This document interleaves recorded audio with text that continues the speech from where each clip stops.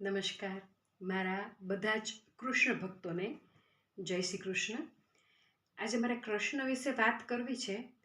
શું કામ વાત કરવી છે કે આપણે કૃષ્ણ ભગવાનને આપણા ઘરમાં પધરાવી અને પુષ્ટ કરીએ તો સાતેય સમાની ઝાંખી કરીએ, નહીં તો આપણે એમ કહીએ કે અમે તો રમતો લાલો રાખ્યો છે.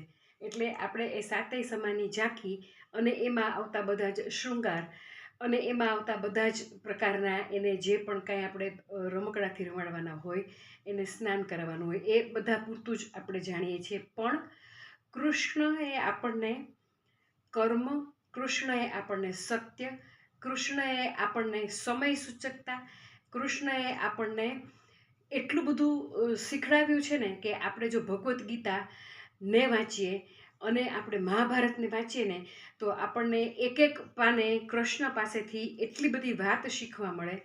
ખાસ તો કૃષ્ણ ભગવાન પાસેથી શીખવાની વાત તો એ કમિટમેન્ટ છે. એક વ્યક્તિ સાથે એક બંધનથી બંધાયા તો એને નિભાવ્યા વગર એણે કોઈ દિવસ પાછી પાની નથી કરી. આપણે એને રણછોડ તરીકે માનીએ છીએ કે રણ છોડીને જતા રહ્યા ત્યારે રણછોડ.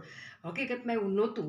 જો એ રણ ન છોડત તો એટલું બધું ખરાબ પરિણામ આવત અને એટલી બધી ખુવારી બોલત ને કે જેનો કોઈ અંદાજો ન લગાવી શકાય. બરાબર.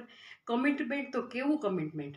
રાધાજીને એની વાંસળી ગમતી વગાડવી, તો રાધાજીને એ એના જીવન સંગીની ન બનાવી શક્યા. રૂકમણીજી સાથે લગ્ન કર્યા પણ પોતાના નામની આગળ તો એણે રાધા જ લગાડ્યું અને રાધાને પામી ન શક્યા તો વાંસળીને પણ એણે પડતી મૂકી દીધી. વાંસળી અને રાધા એ બંને કૃષ્ણ ભગવાનનું જીવન હોવા છતાં બીજું પણ જીવન એ જીવી ગયા.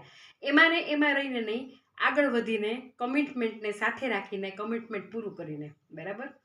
તમે કૃષ્ણ ભગવાનના જીવનની વિવિધતા તો જુઓ. માં તો એ નસીબદાર સંતાન કે જેને બે માનો પ્રેમ મળ્યો. બરાબર. એક એ ઉછેર કર્યો તો પછી બીજી જગ્યાએ જઈ અને એણે આખી પોતાની એ મા બાપને યાદ રાખીને એની સાથે પણ સંતાનનું કમિટમેન્ટ રાખી અને પોતાના મામાને જે રાક્ષસી બધું આખું એનું જે દુનિયા હતી એમાંથી એણે બાકીના બધાને મુક્ત કર્યા. બરાબર. એનામાં મીરાની ભક્તિ છે તો રાધાની શક્તિ પણ છે. બરાબર. એટલે કૃષ્ણને પામવા માટે કૃષ્ણના બધા જ ગુણમાંથી કોઈ પણ એક ગુણને આપણે સ્વીકારીએ ને તો પણ આપણો અહોભાગ્ય ને આપણું જીવન છે ને એ આપણે ટૂંકમાં કહીએ ને કે આપણું જીવન આપણે જીવન તરી ગયા એના જેવું છે. એટલે કૃષ્ણનું તો આખું જેને કહેવાય ને કે એનું જીવન, પછી એનું સાતત્ય, એનું કમિટમેન્ટ, એની વાંસળી, એની માખણ ચોરવાની રીત, એનો રાધા પ્રત્યેનો પ્રેમ, એનો ગોપીઓ પ્રત્યેનો પ્રેમ, એનો સુદામા પ્રત્યેનો પ્રેમ, મા બાપ પ્રત્યેનો પ્રેમ અદ્ભુત છે દરેક વ્યક્તિ સાથે.